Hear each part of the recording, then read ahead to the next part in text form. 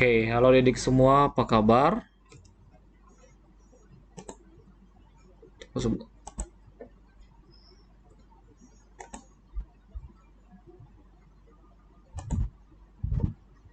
Oke, halo adik semua, apa kabar? Maaf tadi ada sedikit masalah. Jumpa lagi dengan saya. Hari ini kita akan belajar di algo yang keempat. Topik kita adalah decision. Oke, nah topik kita hari ini masih berhubungan dengan topik yang sebelumnya, flowchart. Nah, kalau kemarin dari 9, simbol flowchart udah, salah satunya ada namanya simbol decision. Nah, simbol decision itu akan kita gunakan di pelajaran kita hari ini.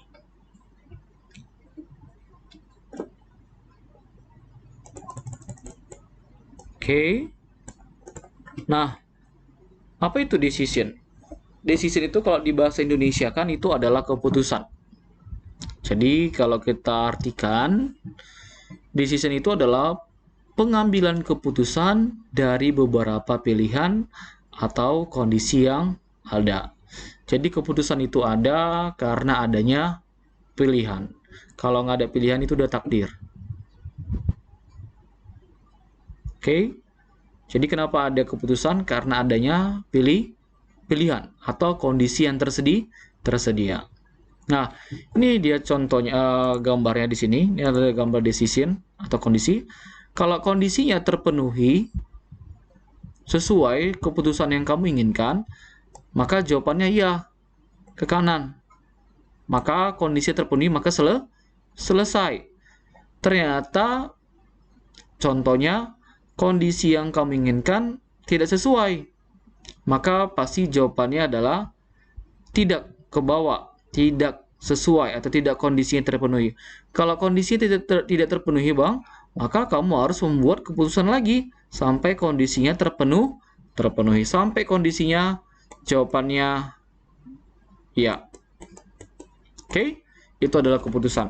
Jadi keputusan itu harus menghasilkan jawaban ya, bukan tidak. Karena kalau tidak, maka kondisi tidak terpenuhi. Kalau ya kondisi terpenuhi, maka program selesai. Contoh. Jadi dalam kehidupan sehari-hari, contoh sederhana, kamu punya dua baju. Warna merah dan warna warna merah dan warna kuning.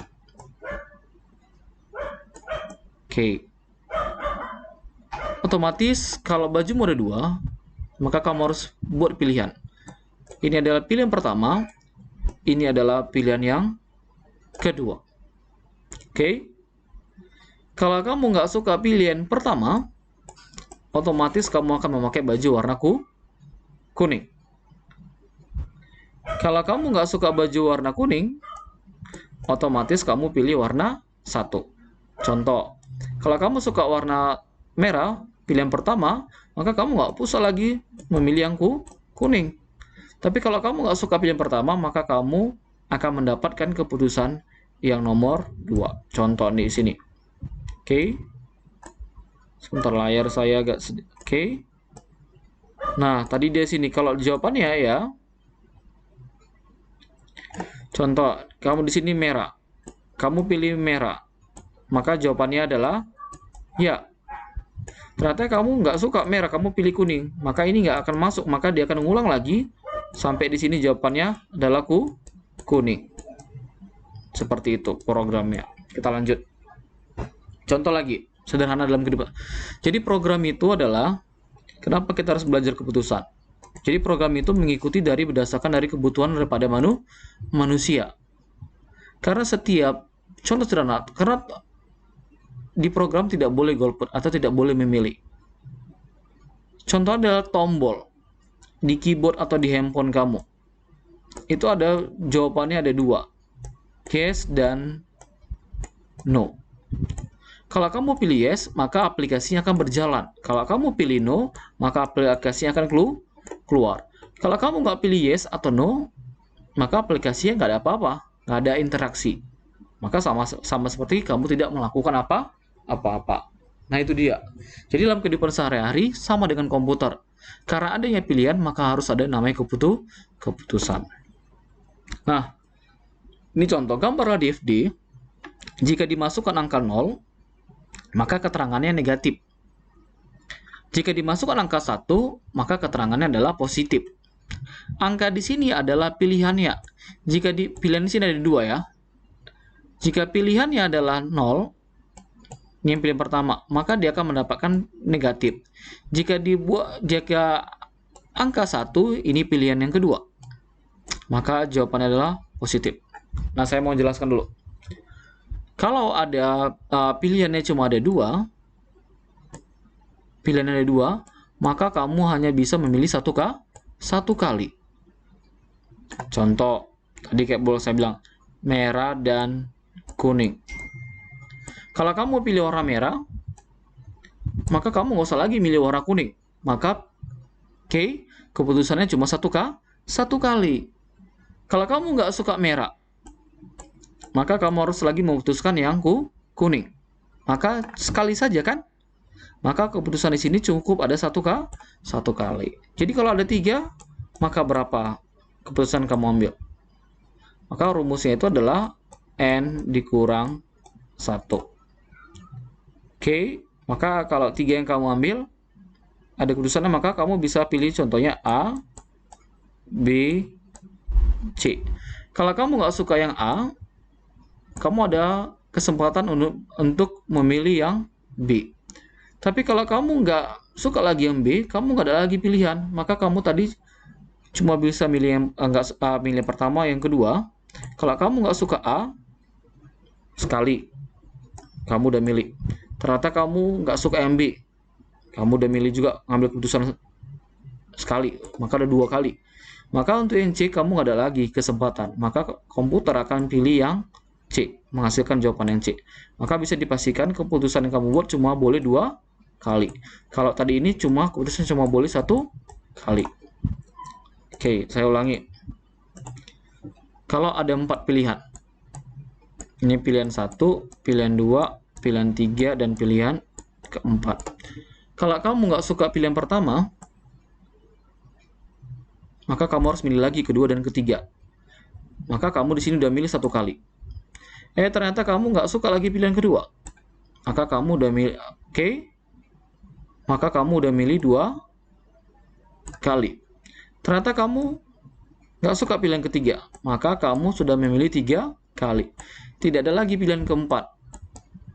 Kenapa bang? Karena otomatis kamu akan mendapat jawaban yang keempat.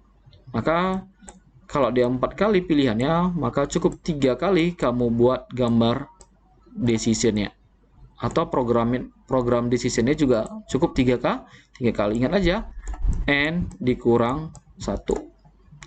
Ini angka 0 dan angka 1. Kalau kamu pilih angka 0, maka kamu akan menghasilkan negatif. Maka 1 nggak perlu lagi kamu pilih. Tapi kalau kamu nggak pilih angka 0, kamu pilih angka 1, maka hasilnya adalah positif. Maka cukup 1 kali kalau kamu milih. Nah, saat input angka, kenapa di sini angka bang? Karena nanti kamu masukkan sesuai dengan petunjuk angka. Karena pilihannya adalah angka 0 dan 1. Kita buat decision-nya. Katanya jika angka 1, jadi cukup pilihan pertama aja kamu masukkan. Jika angka sama dengan 0, terpenuhi. Jadi kalau kamu buat di sini angka 0, terpenuhi, jawabannya adalah negatif, maka programnya selesai. Misalnya, nggak selamanya yang kamu masukkan itu adalah angka 0. Ternyata di sini kamu pilih adalah angka 1. Ternyata keputusan di sini adalah harus angka sama dengan 0. Nggak cocok jawabannya iya kan? Maka kamu harus menghasilkan jawaban yang kedua. Jawabannya adalah positif. Terpenuhi nggak sampai di sini? Kalau sudah terpenuhi di sini, maka program selesai. Ini dia. Jawabannya cuma ada 2. Ya dan tidak. Kalau kamu tidak memilih ya, maka akan menghasilkan jawaban yang tidak. Kalau ada start, maka ada end. Kita lanjut. Nilai. Ini pilihan pertama. Nilai pilihan kedua. Nilai pilihan ketiga. Nilai pilihan pertama lebih besar sama dengan 85. Nilai pilihan kedua lebih besar sama dengan 70. Dan nilai pilihan ketiga adalah 60. Maka bisa kita buat di sini, keputusan kamu cukup ada 2 kali. Oke? Pilihan pertama menghasilkan jawaban A, pilihan kedua menghasilkan jawaban yang B, dan terakhir tidak ada lagi namanya pilihan, maka langsung akan menghasilkan jawaban yang C. Kita buat diagramnya. Maka nanti di sini sudah sesuai dengan tadi yang bilang, maka nanti gambar di sini cukup 2 kali, tapi jawabannya ada 3 kali. Kenapa, Bang? Kalau kamu tadi milih yang pertama itu adalah A, pilihan kedua adalah jawabannya B, maka kamu nggak bisa lagi milih yang ketiga. Tanpa kamu milih, kamu akan mendapatkan jawaban langsung adalah C. Jadi gambar decisionnya cukup 2 kali untuk A dan untuk B. Loh, untuk C, Bang? C nggak ada pilihan, dia akan menghasilkan jawaban. Input nilai. Nih pilihan pertama, ini pilihan pertama. Kalau nilainya sesuai, maka jawabannya iya ke samping. Jawabannya adalah A. Kalau tidak sesuai, kalau tidak terpenuhi, maka dia harus ngulang lagi ke pilihan yang kedua. Pilihan kedua itu siapa? Di atas sama dengan 70. Kalau terpenuhi, maka nanti dia akan jawabannya B, selesai. Ternyata nggak terpenuhi pilihan pertama dan pilihan kedua, maka ketiga tidak ada lagi pilihan. Langsung mendapatkan jawaban. Seharusnya. Oke. Seharusnya di sini jawabannya adalah C, iya kan? Nah, jadi kamu boleh 2 versi di sini. Kamu boleh juga pakai yang saya buat ini. Jadi kalau kamu mau buat pilihannya juga di sini, itu juga boleh. Langsung ke jawaban juga boleh. Saya kasih tadi itu pilihan N-1 supaya lebih cepat dalam proses menggambarnya. Atau membuat kode programnya lebih singkat lagi. Jadi kamu ada 2 pilihan, kamu boleh langsung di sini tulis langsung C.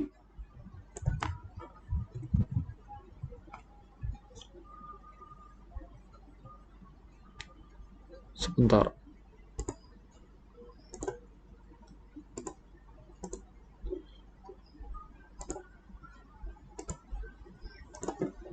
Nah, kalau dia yang tadi sesuai dengan tadi saya bilang, langsung aja sini jawabannya adalah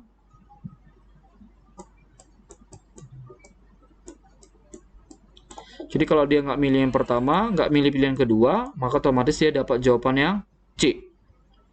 Oke, ini kalau pakai rumus N-1. Tapi kalau kamu nggak mau pakai rumus N-1, kamu bisa tuliskan semuanya. Karena di sini ada 3 pilihan, maka ini pilihan pertama, pilihan kedua, dan pilihan yang ketiga. Jika dibuat pilihan pertama, jawabannya adalah A. Jika dibuat pilihan kedua, jawabannya adalah B.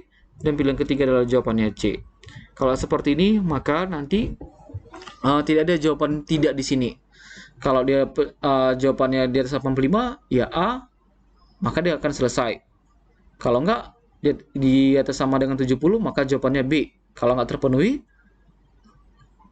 maka dia ganti ke pilihan yang ketiga. Oke, kita lanjut.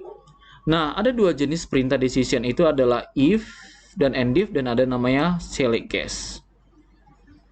If, then, else, and if. If itu artinya adalah jika, and adalah maka atau kemudian, else adalah selain.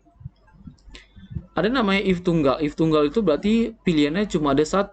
Kenapa? Kalau pilihannya cuma ada 1, oke. Sorry. Kalau bentuk if tunggal itu berarti pilihannya cuma ada 2.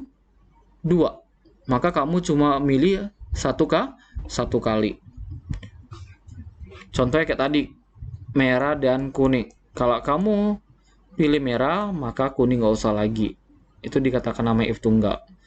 Nah, jika kondisi atau pilihan pertama, then, maka kamu akan mendapat jawaban yang pertama.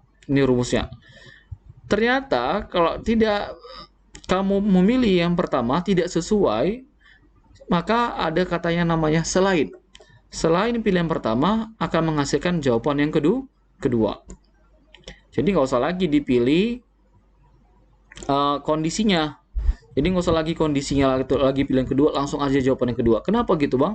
Kalau otomatis lah kalau kamu nggak pilih yang pertama, kalau kamu tidak milih yang pertama, maka otomatis kamu akan mendapat jawaban yang kedua. Sama seperti ini. Kalau ada 4 orang murid saya absen, saya panggil nama yang pertama, yang kedua, dan yang ketiga. Oke? Tanpa ternyata saya lupa manggil orang yang keempat. Maka orang keempat ini akan komplain sama saya. Kenapa dia bisa komplain? Nama saya kok belum dipanggil, Pak? Dia akan komplain. Kenapa? Karena dia adalah orang yang terakhir. Maka tanpa saya panggil pun yang keempat ini, seharusnya yang keempat ini akan menunjukkan tangan. Kenapa gitu? Karena dia adalah orang yang terakhir. Nah, satu lagi saya lupa. Kalau ada if, maka jangan lupa penutupnya adalah and if. Nah, ini contohnya. Ini ada 2 pilihan. Pilihan itu nilai di atas sama dengan 75, dan pilihan kedua itu di bawah 75. Di atas sama dengan 75 akan menghasilkan jawaban lulus, di bawah 75 akan menghasilkan jawabannya adalah gagal. Start nilai. Jika nilai lebih besar sama dengan 70, jawabannya adalah sesuai atau ya, maka dia akan menghasilkan jawaban yang lulus. Jika tidak, maka dia akan menghasilkan jawaban yang gagal. Oke? Kode program. Input masukkan nilai. Di sini kan cuma 1. Oke? Yang kedua, kita masuk rumus decision katanya. Jika nilai lebih besar sama dengan 75, jika nilai lebih besar sama dengan 75, maka jawabannya adalah lulus. Selain itu, selain 75 else. Artinya selain. Selain 75 artinya adalah gagal. Ini dia. Jadi gampang ya. Kalau ada bagannya, ada flowchartnya udah gampang. Kalau ada if, maka ada end if. Sekarang coba kita buka docsbox-nya.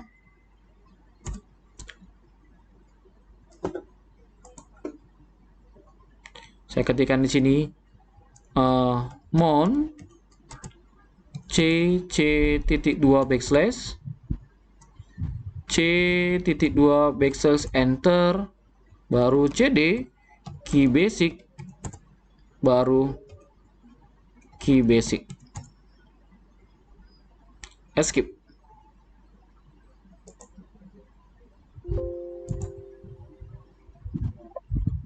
Oke, ini saya close dulu.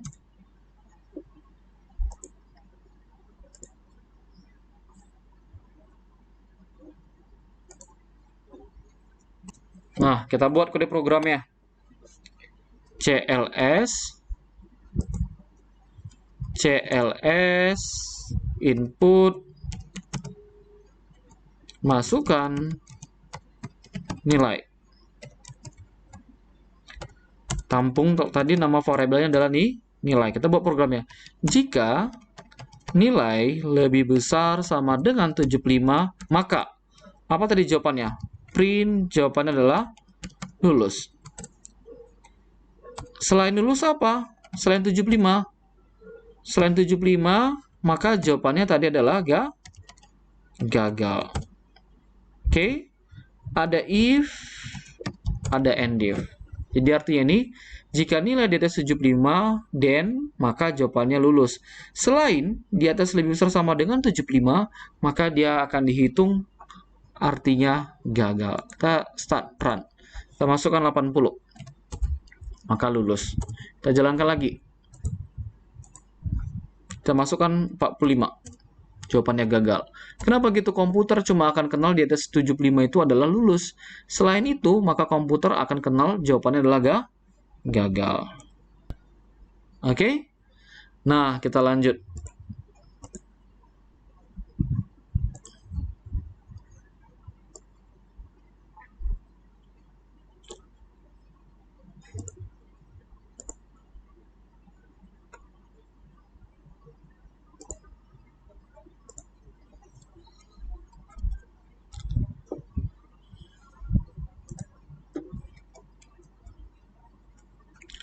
Nah, ada bentuk tadi kalau itu pilihannya cuma ada dua. Ada namanya bentuk if jamak. Jamak itu berarti pilihannya itu lebih dari dua. Katanya, jika kondisi pilihan pertama, maka dia akan mendapat jawaban yang pertama.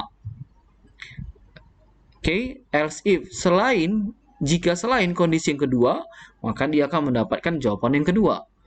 Dan seterusnya sampai n.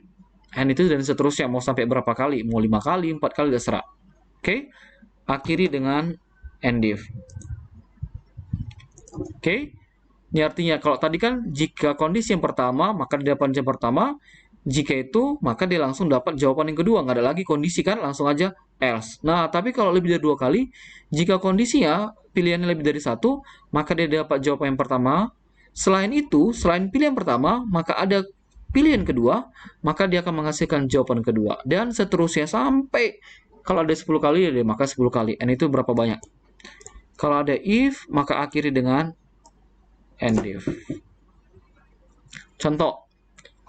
Ini ada 3 pilihan ya. Pilihan pertama, pilihan kedua, pilihan ketiga. Jika golongannya A sama dengan 700.000, jika golongannya B 1.200.000, jika golongan C 1.500.000. Kita buat.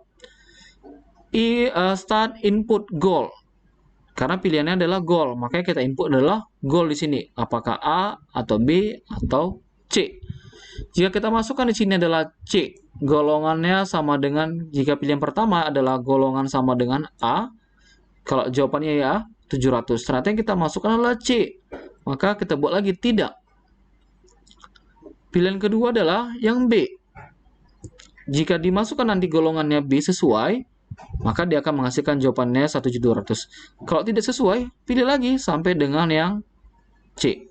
Kalau sesuai, maka jawabannya adalah 1.500. Dan akhiri dengan sorry ya, ini nggak ada lagi tidak. N.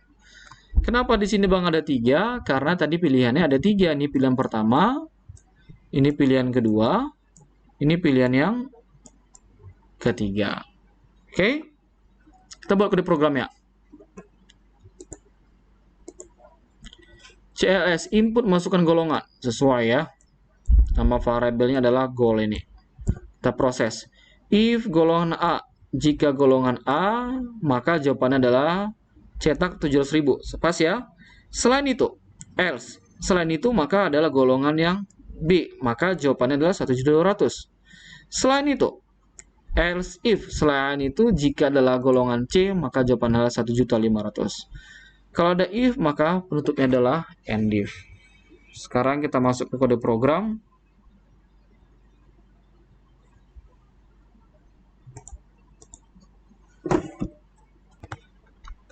Ini saya hapus.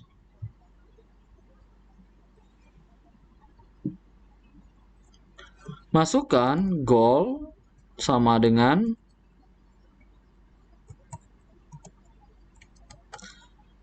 goal itu kan variabel string. Angka A, B, C itu angka kan? Jangan lupa di sini tambahkan simbol dolar ya. Maka kita masukkan sini if goal string sama dengan A, then maka tadi jawabannya apa? Print 700.000. Sekarang kita masuk pilihan kedua. Else if digabung ya. Goal string sama dengan B, then maka di sini print 1.200.000. Else if goal string, ini simbol dolar ya, untuk yang C, then print 1.500.000.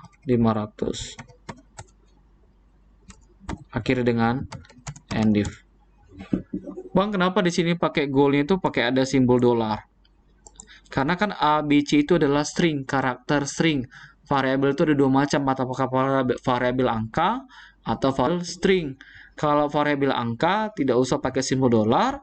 Kalau variabel string harus diakhiri dengan simbol dolar dan isinya diapit oleh tanda petik ganda seperti ini. Oke, ini di pelajaran sebelumnya udah kita jelaskan. Sekarang kita jalankan. Run, start. Saya masukkan golongan C. Hasil jawaban adalah 1.500.000. Ulangi lagi, run, start. Saya masukkan golongannya adalah A. Pas ya?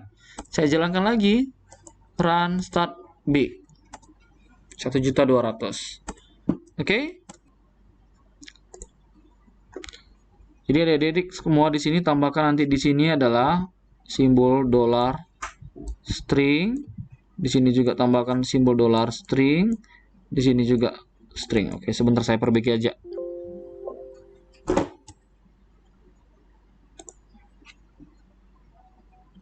Oke, jadi di sini tambahi adalah simbol dolar. Di sini juga.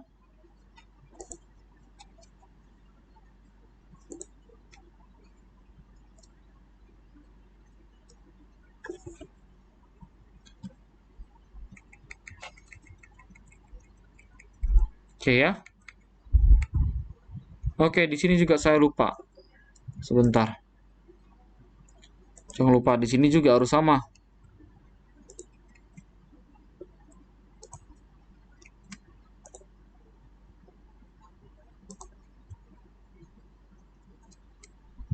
Biar membantu kamu nanti di dalam kode program. Oke. Jadi kalau ada seperti itu jangan lupa pakai dolar, simbol dolarnya. Nah, ada namanya select case atau end case. Ini sama kayak tadi tapi dia lebih mudah. Ekspresi pilihan pertama langsung masuk pilihan kedua dan seterusnya. Langsung aja ke contoh biar lebih enak. Jadi jika dimasukkan angka 0 maka keterangannya negatif, jika dimasukkan angka 1 maka keterangannya positif. Ini gambarnya sama kayak tadi udah Bang jelaskan ya. Terus kode programnya. Oke. Kode programnya kita lihat. Coba saya punya CM.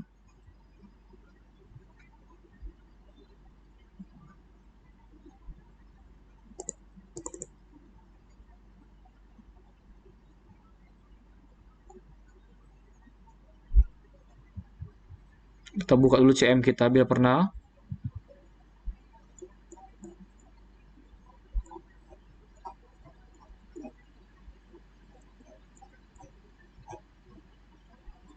Nah, topik kita hari ini decision. Nah, ini dia. Saya ambil dari CM.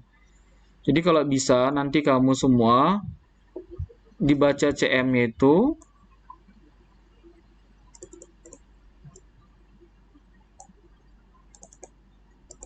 Oke. Nah, di CM-nya ada banyak sekali keterangan. Nah, ini dia tadi saya buat. Nah, coba kamu praktekkan nanti yang ini. Jadi dia kalau ini input bilangan, select case bilangan, sama dengan yang ada di sini.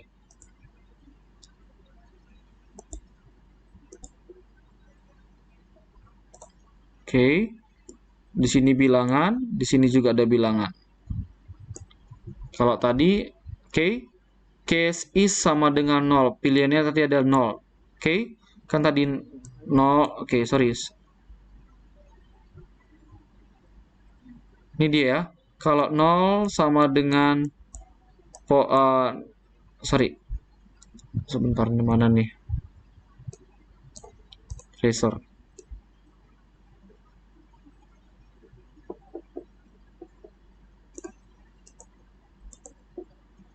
Kalau 0 sama dengan negatif, kalau 1 sama dengan positif.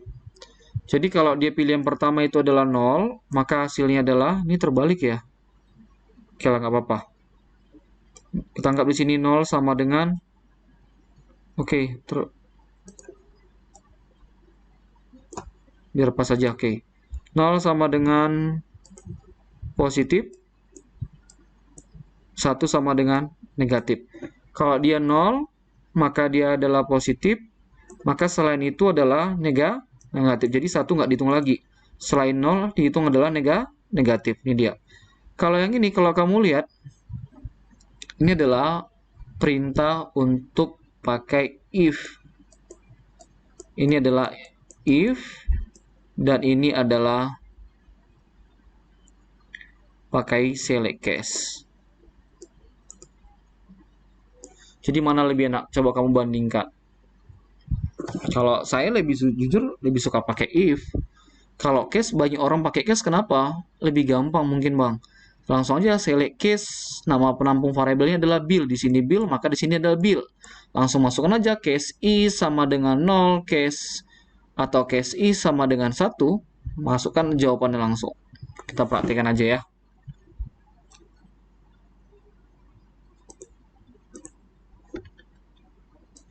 Oke.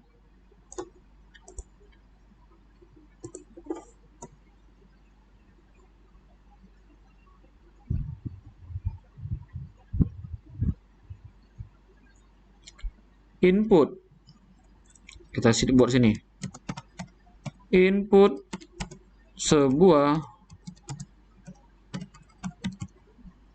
bilangan 0 atau 1.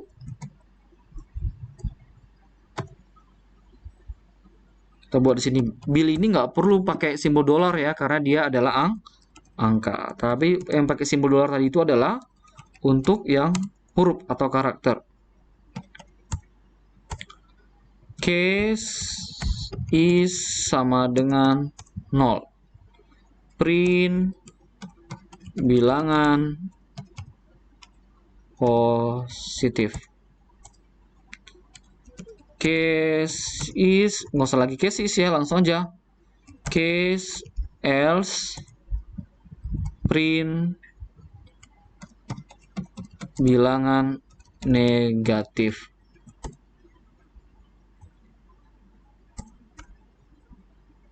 Oke, akhiri dengan n select. Tadi kalau if kan pakai and if. Kalau case adalah case dengan n select. Atau case diakhiri dengan n select ya. Start, kita masukkan 1. Enter. Jawaban adalah bilangan negatif. Kita ulangi. Run, start. 0. Bilangan positif. Oke. Adik-adik semua, sekian untuk pelajaran kita hari ini. Harap semua bisa dipahami. Mungkin pelajaran ini agak sedikit lebih rumit dari pelajaran sebelumnya. Kalau kamu udah bisa pahami ini, maka nanti di pertemuan selanjutnya akan lebih gampang lagi kamu untuk pahami. Karena pelajaran yang kelima itu lanjutan dari pelajaran kita kali ini. Oke, memang agak sulit, pelan-pelan dipelajari. Kalau ada pertanyaan boleh chat di grup kita. Sekian pelajaran kita hari ini, tetap jaga kondisi kesehatannya. Salam sehat.